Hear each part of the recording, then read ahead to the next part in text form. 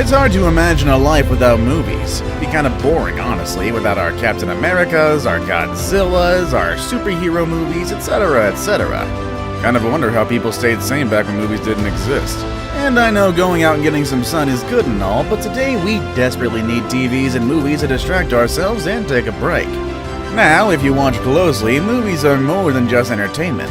Many of them are filled with powerful messages that have made an impact on our lives, and some of them even have hidden symbols that are trying to speak to anyone who's paying attention. Some even make references to other movies or icons of pop culture. In today's video, we're going to be looking at the top 10 Easter eggs that you didn't know exist if you're an avid moviegoer. Number 10. Toy Story and The Shining. What does a family movie from the 90s have to do with one of the scariest psychological horror films from the 80s? Well, they're connected in more than just one way. While Toy Story is one of the most popular lighthearted animated films of all time, there are many scenes that make references to The Shining, a quite disturbing film by Stanley Kubrick. The first reference is the carpet in Sid's house. If you watch closely, you'll realize that it looks like the one in Overlook Hotel, which was the main setting in The Shining. That is pretty appropriate since we all know that Sid was not a nice kid, and his house gave us that horror film vibe. And then, if you're wondering why the number 237 keeps showing up throughout the film, it might have to do with the fact that 237 was the room number in the hotel where Jack stayed in The Shining. Seems like the creators of Toy Story were big fans of The Shining, and just wanted to show people how much they loved it. Bet Stanley Kubrick would be proud of him. Number 9. The Wizard of Oz and Twister. There are plenty of movies about tornadoes, and there are many people in the United States who can relate to such events, especially all the people living east of the Rocky Mountains. And if I ask you to think about movies that have to do with tornadoes, I'm sure these two would come to your mind: The Wizard of Oz and Twister. Now, did you know that Twister pays homage to The Wizard of Oz? There's a flashback scene in Twister where the younger version of Dr. Joe Harding is playing with her puppy, whose name was Toto, just like Dorothy's dog.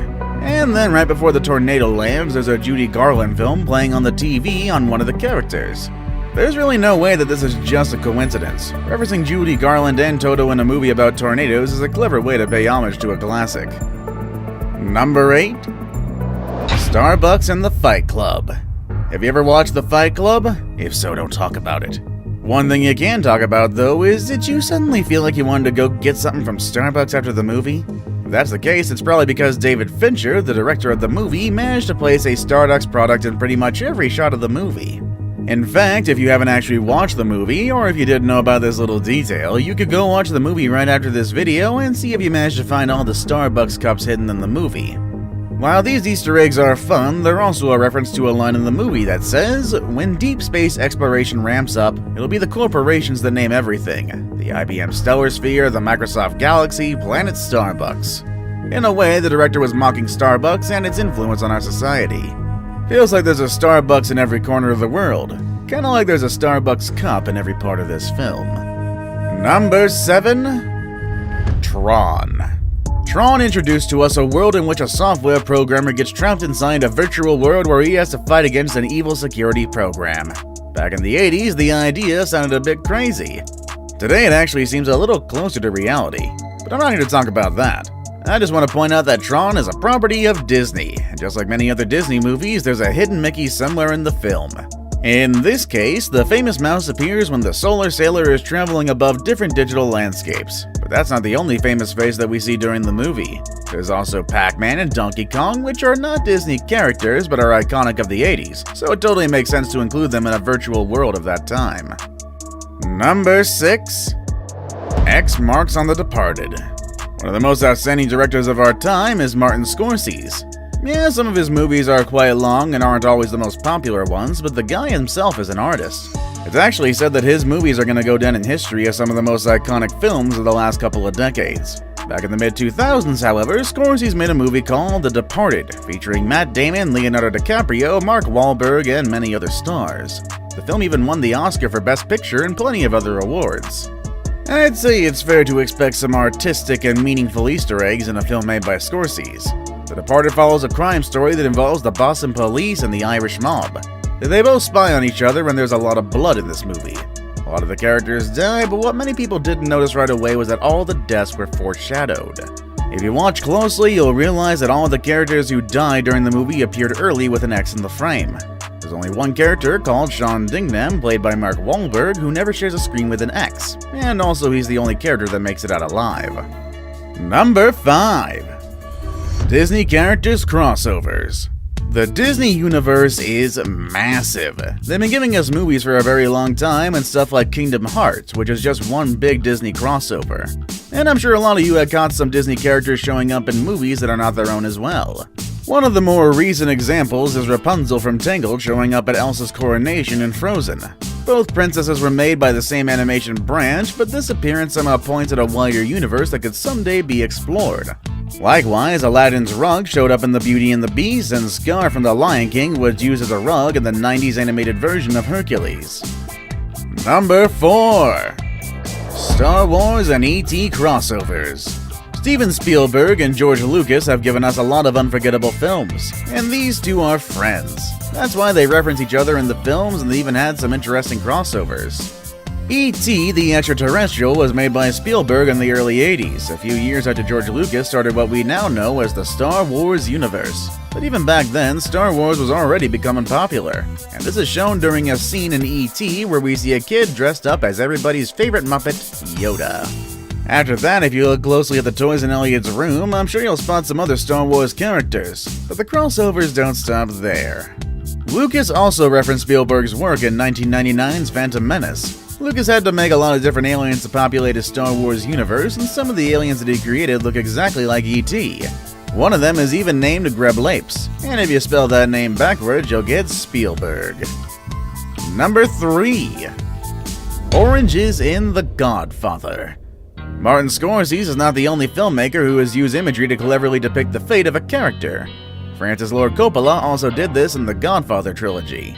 However, Coppola didn't use X's, he used oranges. So all those oranges that you see in the film are there for a reason.